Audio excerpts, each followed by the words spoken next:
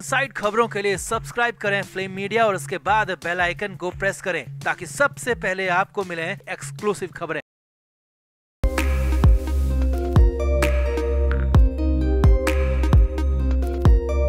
एक वक्त था जब समर सिंह और संजय सिंह की दोस्ती का डंका बजता था, मगर अब तस्वीर बिल्कुल उलट चुकी है। आकांक्षा दुबे की संदिग्ध मौत के बाद समर सिंह और संजय सिंह की दोस्ती और भाईचारे में 36 का आंकड़ा लग चुका है। दोनों पिछले 4 महीने से एक दूसरे के जानी दुश्मन बने हुए हैं। मगर इसी बीच वाराणसी जेल से जो खबर आ रही है वो बेहद चौंकाने वाली है, क्योंकि पूरे 4 महीने के बाद खुद चलकर संजय सिंह समर सिंह से मिलने पहुंचा है, और वो भी जेल में। इस दौरान संजय सिंह की तरफ से समर सिंह से कई कागजों पर साइन भी करवाए गए। अब संजय सिंह जेल में समर सिंह से मिलने क्यों गया, और वो भी अचानक, और कौन से कागजों पर समर सिंह से दस्तखत करवाए गए। जो भी अपडेट इस खबर को लेकर हमें मिल रहा है वो आपको बताते हैं। आप भी वीडियो को शेयर करें और अपनी राय कमेंट बॉक्स में जरूर दें।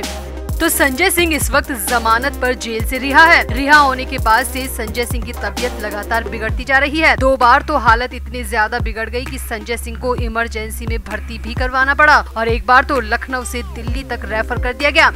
अब सबको पता है कि आकांक्षा दुबे की मौत के बाद समर सिंह और संजय सिंह के बीच रिश्ता पूरी तरह बदल चुका है। ब्रोमांस के लिए मशहूर समर सिंह और संजय सिंह एक दूसरे को फूटी आंख नहीं सुहाते। इवन एक ही जेल में रहते हुए दोनों के बीच कई बार विवाद भी हुआ था, जिसे जेल स्टाफ ने बीच बचाव कर रुकवाया था।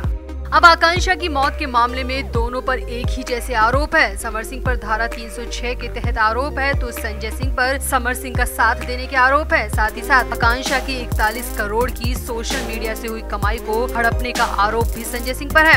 अब हालांकि संजय सिंह जमानत के आधार पर जेल से रिहा है, मगर दोनों की दुश्मनी खत्म नहीं हुई है। इसी बीच वाराणसी जेल से जो खबरें आ रही है वो बेहद चौंकाने वाली है, क्योंकि सूत्रों की माने तो शुक्रवार 4 अगस्त को दोपहर में संजय सिंह की गाड़ी जेल के बाहर आकर रुकी थी। सूत्रों की माने तो खुद संजय सिंह गाड़ी में बैठा हुआ था, मगर संजय सिंह ने चेहरे पर मास्क लगाया हुआ था और अपने माथे को गमछे से ढका हुआ था। इस दौरान गाड़ी से संजय सिंह का पीए उतरा और वो कुछ कागजात लेकर जेल के अंदर की तरफ गया। सूत्रों की माने तो संजय सिंह के पास इस दौरान समर सिंह से मिलने की कोर्ट की अनुमति वाले कागजात भी थे। कोर्ट के आदेश के हिसाब से 15 मिनट तक समर सिंह से मिला जा सकता था। कोर्ट ने संजय सिंह को इजाजत इसीलिए दी क्योंकि संजय सिंह ने कोर्ट में दी गई याचिका में कहा कि रोजी रोटी के लिए, परिवार चलाने के लिए काम बेहद जरूरी है, और मैं समर सिंह के साथ सालों से काम करता रहा हूं, इसीलिए आगे की योजनाओं पर काम शुरू करने के लिए समर सिंह से बिजनेस की कुछ बातें करनी है, वरना हमारा सारा कामकाज ठप हो जाएगा। अब सूत्रों की माने तो इसी आधार पर कोर्ट ने संजय सिंह को समर सिंह से मिलने की इजाजत दे दी, और इसीलिए संजय सिंह अपनी गाड़ी में बैठकर जेल पहुंचा था। मगर जेल के बाहर संजय सिंह खुद गाड़ी से नहीं उतरा, बल्कि अपने पीए को जेल के अंदर भेजा।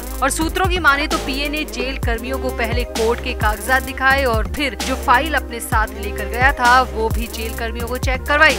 सूत्रों की माने तो पीए को अंदर जाने की इजाजत मिल गई और 15 मिनट के लिए समर सिंह से बात करने की परमिशन भी मिल गई। हालांकि संजय सिंह इस दौरान अपनी गाड़ी में ही बैठा रहा, वो गाड़ी से उतरा ही नहीं। अब करीब 15 मिनट बाद पीए जेल के अंदर से वापस आ गया और आते वक्त भी जेल कर्मियों को कागजात चेक कराए गए। इसके बाद पीए वापस आकर गाड़ी में बैठ गया और गाड़ी वहाँ से चली गई। अब हो सकता है कि पीए जो फाइल लाया था वो किसी बिजनेस डील से रिलेटेड हो, या फिर पुराने ही कामों के कोई ऐसे डॉक्यूमेंट्स हो जिन पर समर सिंह के साइन जरूरी हो, इसीलिए पीए संजय सिंह के साथ जेल पहुंचा था। अब कोर्ट की याचिका में बिजनेस का जिक्र था, तो मानकर चलिए कि जो कागज साइन करवाए गए हैं वो किसी न किसी बिजनेस का हिस्सा ही होंगे, क्योंकि ये तो सभी को पता है कि संजय सिंह समर सिंह के लिए सालों से काम करता रहा है। इवन समर सिंह का मुंबई और लखनऊ वाला ऑफिस संजय सिंह के ही हवाले था। फाइनेंस का पूरा हिसाब किताब भी संजय सिंह के पास ही था, मगर आकांक्षा की मौत के बाद सारा सिनेरियो बदल गया।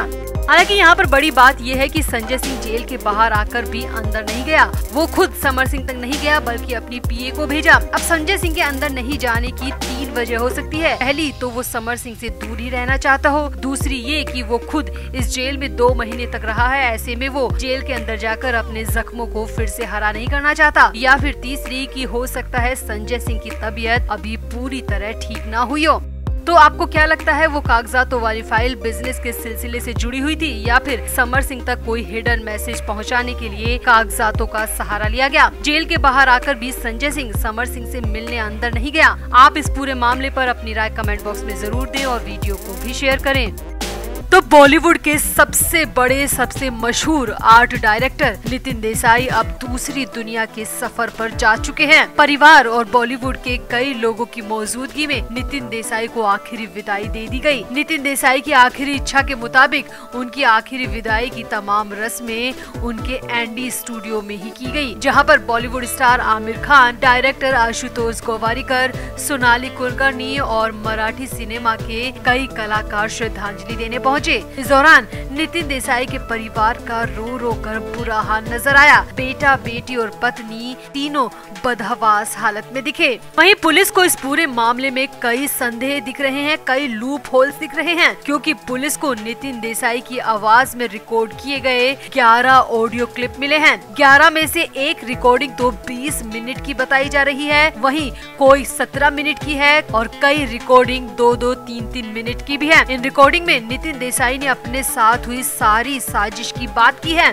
किस तरह से उन्हें लोन की जाल में फंसाया गया, किस तरह से उन्हें हिप्नोटाइज कर जबरन करोड़ों का लोन दिया गया, किस तरह से उनसे जबरन कागजों में साइन करवाए गए और किस तरह से उनके स्टूडियो को गिरवी तक रख दिया गया।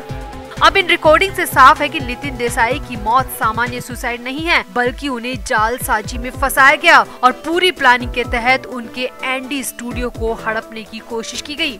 पुलिस की माने तो इन रिकॉर्डिंग्स को नितिन देसाई का मरने से पहले दिया गया बयान माना जाएगा और रिकॉर्डिंग्स में जिन जिन का नाम लिया गया है, पुलिस उन सभी को समन जारी करके पूछताछ करेगी। पुलिस को शक है कि कहीं कंपनी ने साजिश के तहत तो ये सब नहीं किया, क्योंकि लोन के नाम पर कई तरह की जालसाजी हो रही है और ऐसे में कहीं नितिन देसाई की अरबों की प्रॉपर्टी को हड़पने की साजिश पुलिस को इस केस में भी दिख रही है। इसीलिए पुलिस अब इस एंगल से भी जांच शुरू कर रही है। पुलिस को शक है कि कहीं इस मामले में कोई करीबी या फिर एंडी स्टूडियो का कोई स्टाफर तो शामिल नहीं है। पुलिस बारीकी से पूरे मामले की जांच कर रही है। अब बॉलीवुड में जहां नितिन देसाई को लेकर माहौल गमगीन है, तो वहीं दूसरी तरफ साउथ इंडस्ट्री को भी बड़ा झटका लगा है, क्योंकि साउथ की जानी मानी एक्ट्रेस श्रुति षणमुख पर भी दुख का पहाड़ टूट गया है। श्रुति के पति अरविंद शेखर की अचानक मौत हो गई है। अरविंद की मौत का कारण हार्ट अटैक बताया जा रहा है। ये घटना 2 अगस्त को हुई है। 30 साल के अरविंद शेखर एक बॉडी बिल्डर थे और कपल की शादी मई 2022 में हुई थी, यानी कि अभी उनकी शादी को सिर्फ 1 साल ही हुआ था। बताया जा रहा है कि श्रुति के पति अरविंद शेखर पेशे से फिटनेस कोच थे। उनकी उम्र महज 30 साल थी। रिपोर्ट के मुताबिक हार्ट अटैक आने पर अरविंद शेखर को अस्पताल ले जाया गया, लेकिन उनकी जान बचाई नहीं जा सकी। पिछले साल हुई मिस्टर तमिलनाडु 2022 प्रतियोगिता में अरविंद ने पहला खिताब अपने नाम किया था और इस मई के महीने में कपल ने अपनी शादी की पहली सालगिरह भी मनाई थी। मगर इस तरीके से अरविंद का जाना, बेहद कम उम्र में जाना, सबको खल रहा है।